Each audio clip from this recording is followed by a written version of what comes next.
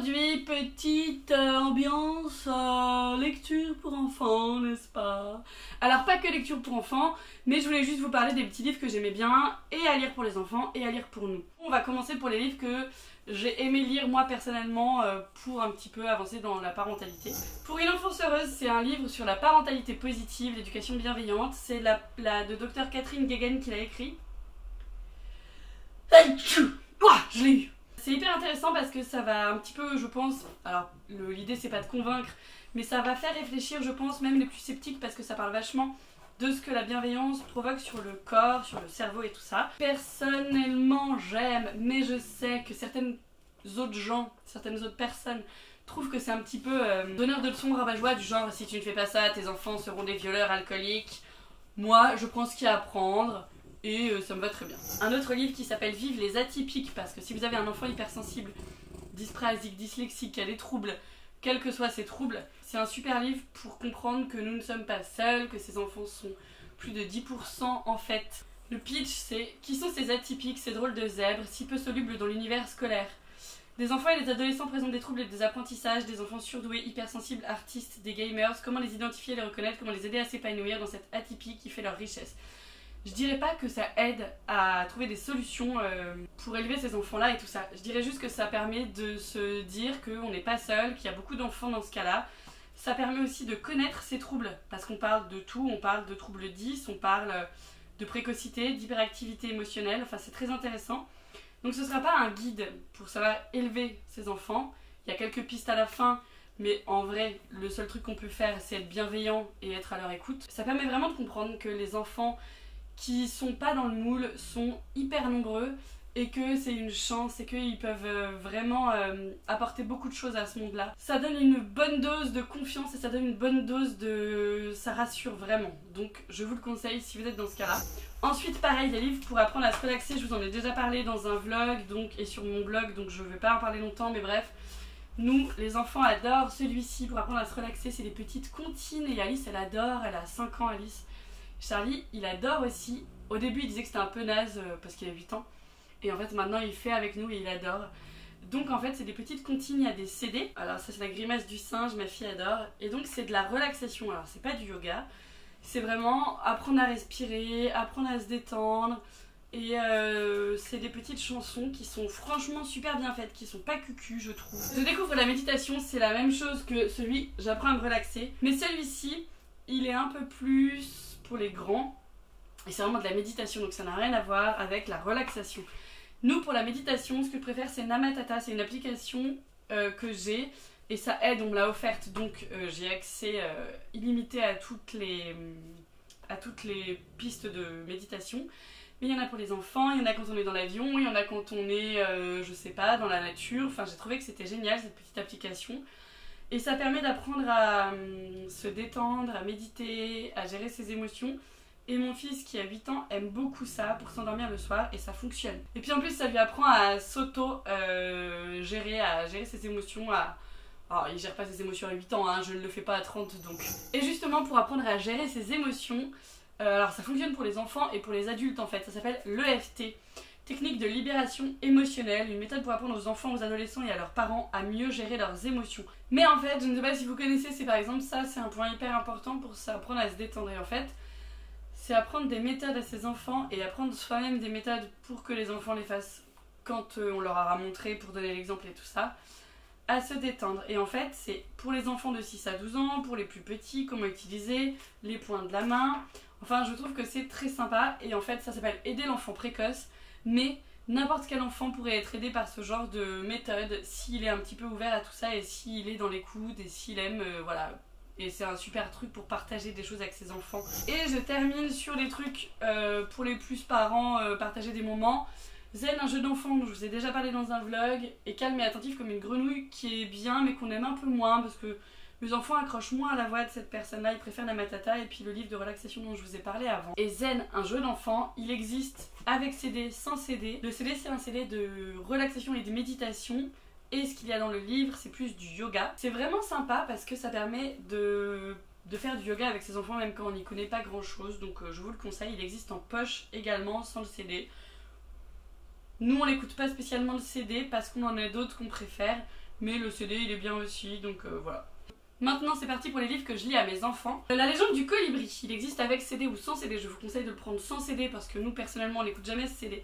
La légende du colibri, c'est la légende du colibri, que tout le monde connaît je pense. Donc c'est l'histoire du petit colibri qui à lui seul essaye d'éteindre un grand feu de forêt et qui à force de le voir faire, les autres animaux se disent mais oui tiens si on essayait. Et donc ça permet de faire comprendre aux enfants que on n'a rien sans rien, qu'ensemble on est plus fort, qu'il faut se sortir les doigts du cul pour faire de cette planète quelque chose de plus joli que ce qu'on est en train de vivre. Dans le même genre il y a ces 3 livres qui sont super parce qu'en fait c'est des livres sur la protection des animaux. Il y en a un sur les singes, il y en a un sur les renards, il y en a un sur les orques. Je vous mets tous les trucs en barre d'infos. Ce qui est super, c'est que en fait, ces livres-là, ils sont traduits en plusieurs langues. Donc quand tu l'achètes, tu as la version anglaise ici, et tu as la version française ici, et tu as la version espagnole ici. C'est génial, c'est super pratique. Je trouve que c'est formidable parce que quand même, ça va grave faire moins de trucs à imprimer. Alors le seul truc, c'est que je suis pas hyper fan des illustrations. Je trouve pas que les dessins soient magnifiques. Mais ils parlent vraiment de la protection des animaux, des écosystèmes. Ils expliquent que les orques se font capturer et massacrer, et qu'on vole leurs bébés. Enfin, c'est pas violent, c'est expliqué, c'est des histoires toutes bêtes. C'est juste qu'à la fin, bah, on se dit ah oui, en effet, peut-être que c'est pas bien de faire du mal aux animaux. Et à la fin des livres, il y a des petites explications sur les orang-outans, selon le sujet du livre, sur la déforestation. Enfin voilà, je vous les conseille, ils sont très bien. En parlant d'animaux, il y a un livre que je trouve très drôle qui s'appelle Oli Petit Monstre. Et c'est assez drôle parce qu'en fait c'est un petit papa et un petit enfant qui ont du mal à se comprendre. Et en fait, il dit Oli Petit Monstre parce que le petit garçon est un petit monstre, parce que de l'œil du papa, son enfant est un monstre, il ne veut pas aller se coucher, il est relou et tout ça, hein. Toi-même tu sais. Et en fait à la fin on se rend compte que le papa aussi est un monstre. Et en fait ça permet de voir les deux côtés, le côté de l'enfant, le côté du papa. Enfin je trouve que c'est mignon, c'est bien pensé. Un autre livre très cool je trouve, c'est Le Magicien des couleurs. Alors il est multiconnu, hein, je sais. En gros un magicien invente le jaune, donc tout le monde veut s'habiller en jaune, c'est la nouveauté. Le magicien invente du rouge, tout le monde veut être en rouge, c'est la nouveauté. Et au final on se rend compte que le mieux c'est que il y a un gros mélange et que personne ne soit pareil, mais que les choses soient mélangées, que les choses soient pas toutes les mêmes. Et c'est un joli livre pour parler de diversité, c'est un joli livre pour parler de mode aussi. Pour dire que telle personne a truc, bah oui mais ça veut pas dire que toi faut que t'aies la même chose. Enfin voilà, c'est très bien je trouve comme petit livre pour avoir un support de discussion intéressant. Alors celui-là, je suis amoureuse de ce livre qui est français, qui est fait par des gens qui ont illustré et qui sont français aussi. Le pitch c'est Pierrot est inquiet, Pierrette est triste. La tristesse est une drôle de maladie. Pierrot cherche un remède, il ne sait pas bien quoi faire.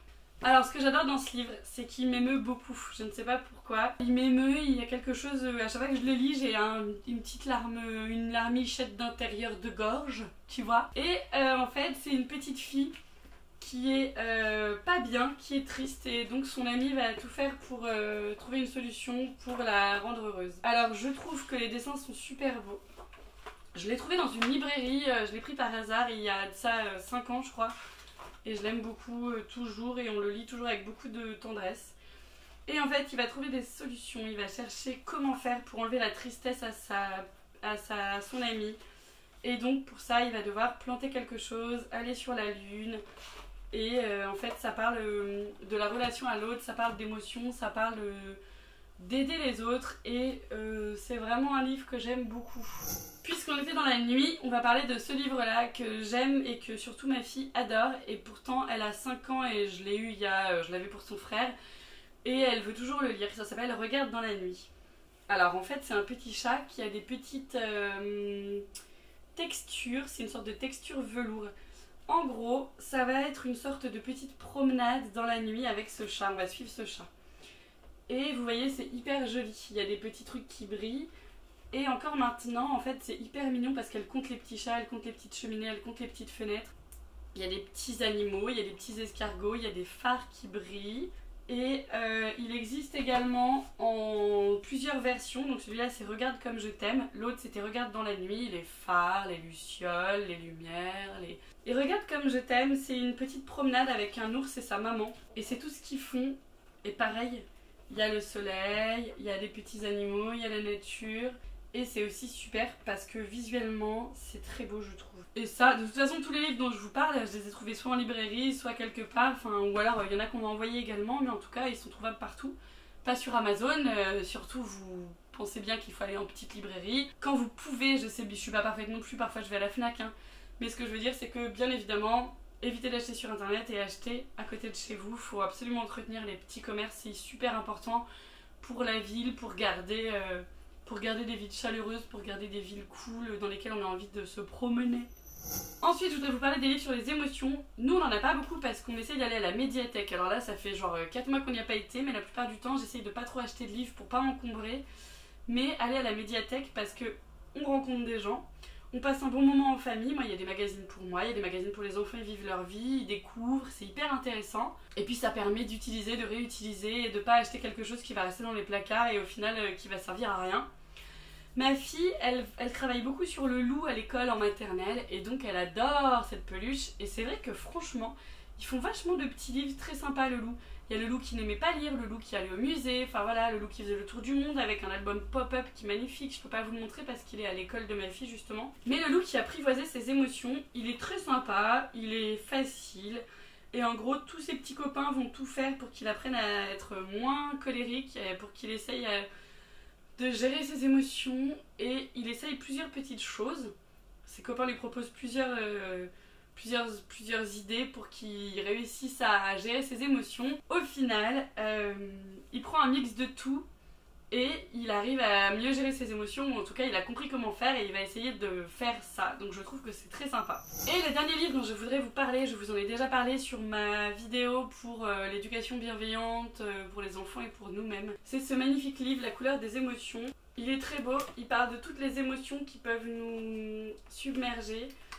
Je l'aime beaucoup, les enfants l'aiment beaucoup et c'est vrai que franchement, comme tous les autres, ça permet de discuter, ça permet d'apprendre des mots, ça permet d'apprendre des émotions, par exemple la sérénité. C'est tellement un vrai bonheur d'avoir des enfants et de leur apprendre à trouver des techniques, de leur apprendre à gérer leurs émotions et puis surtout que eux nous apprennent aussi à gérer nos émotions parce que ça va pas ça va pas toujours dans le sens qu'on aimerait parce que malheureusement parfois on s'emporte et parfois c'est eux qui nous disent wouh tu te détends. Donc voilà, j'espère que cette petite sélection vous aura plu. N'hésitez pas à me dire ce que vous kiffez comme livre parce que je suis toujours à l'affût. Je sais qu'il y a vachement de livres pour les enfants sur le véganisme, sur le végétarisme, sur le fait de laisser les animaux tranquilles. On n'en a pas parce que ils savent que je suis végétarienne, ils savent que j'ai ce blog, ils savent que je milite pour plein de choses. Et je pense que c'est quelque chose qu'ils comprennent et qu'ils savent vraiment au quotidien. Donc j'ai pas envie d'en rajouter une couche parce qu'ils le savent. Mais je sais qu'il y a vachement de livres là-dessus et que ça a l'air super intéressant. Et je pense que j'en achèterai mais peut-être plus tard. Voilà, pour l'instant, déjà, si on pouvait apprendre à gérer nos émotions, si on pouvait apprendre à respecter les autres, respecter la nature à travers des livres, leur apprendre toutes ces notions-là, ce serait cool quoi. Allez, bisous!